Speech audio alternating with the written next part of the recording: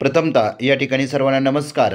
पहा, इयत्ता 7वीची आकारिक मूल्यमापन चाचणी 2 ही आपल्याला घेणं आवश्यक आहे. यानुसार इयत्ता 7वीचं गणित विषयाची ही जी प्रश्नपत्रिका आहे, अशाच प्रकारची प्रश्नपत्रिका तुम्हाला या ठिकाणी आकारिक मूल्यमापनची असणार आहे. आणि ही प्रश्नपत्रिका आणि तिचं उत्तर या व्हिडिओमध्ये आपण पाहणार आहोत. पहा, प्रश्न पहिला आहे, रिकाम्या जागी कंसातील योग्य पर्याय निवडून लिहा.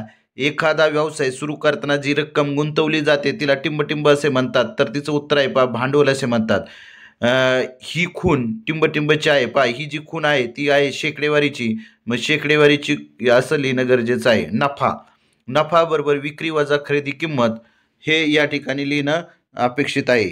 ज्या त्रिकोणाच्या दोन बाजू समान लांबीच्या असतात त्या त्रिकोणाला समद्विभुज त्रिकोण असे म्हणतात. म्हणजे या ठिकाणी प्रश्न पहिला हा 4 मार्काचा प्रश्न, याच्यामध्ये या 4 रिकाम्या जागा असणार आहेत. त्यानंतर प्रश्न पहिला जोड्या जुळवा. आयताची परिमिती. पहा, आयताची परिमिती काढण्याचं सूत्र आहे 2 कंसात लांबी अधिक रुंदी म्हणजे L अधिक B. त्यानंतर वर्तुळाचा परिघ काय आहे, पाय D. चौरसाचे क्षेत्रफळ बाजू वर्ग, रास काढण्याचं सूत्र मुद्दल अधिक व्याज. अशा पद्धतीच्या जोड्या 4 मार्काला जुळवायच्या होत्या. पहा, त्यानंतर प्रश्न दुसरा आहे, सोडवा. एका चौरसाची बाजू 12 सेमी असल्यास त्या चौरसाचे क्षेत्रफळ काढा. पहा, चौरसाचे क्षेत्रफळ बरोबर बाजू वर्ग म्हणजे 12चा वर्ग म्हणजे चौरसाचे क्षेत्रफळ झालं 144 चौसेमी. म्हणजे हा जो प्रश्न आहे तो या पद्धतीने सोडणं गरजेचं आहे. त्यानंतर एका वर्तुळाचा व्यास 21 सेमी आहे तर त्याचा परिघ करा. वर्तुळाचा परिघ बरोबर पाय डी हे सूत्र वापरायचं. 22/7 पायची किंमत गुणिले 21.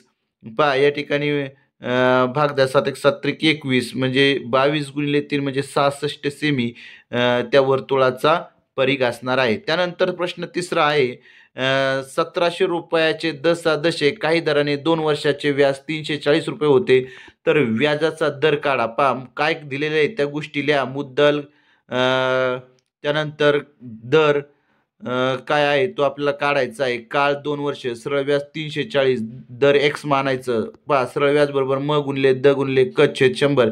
याच्यामध्ये किमती टाका आणि उदाहरण सोडवा. दर आला 10. त्यानंतर एका घराची भिंत बांधायला 15 मजुरांना 8 तास लागतात तर 12 मजुरांना तेच काम करायला किती तास लागतील. पहा, या पद्धतीने हे उदाहरण सोडवायचं म्हणजे त्यांना 10 तास लागतील. हे या प्रश्नाचं अचूक उत्तर असणार आहे. त्यानंतर प्रश्न तिसरा, सोडवा. मुद्दल 25,000 रुपये, रास 31,000 रुपये, मुदत 4 वर्ष तर व्याजाचा दर किती. पहा, म्हणजे अगोदर त्या ठिकाणी काय करायचं, आपल्याला सरळ व्याज काढून घ्यायचं. मग सरळ व्याज काढल्यानंतर आपल्याला त्या सरळ व्याजाचं म गुणिले द गुणिले क छेद 100 याच्यामध्ये त्या किमती टाकून त्या ठिकाणी आपल्याला व्याजाचा दर काढायचा आहे. तो येणार आहे 6 दराने.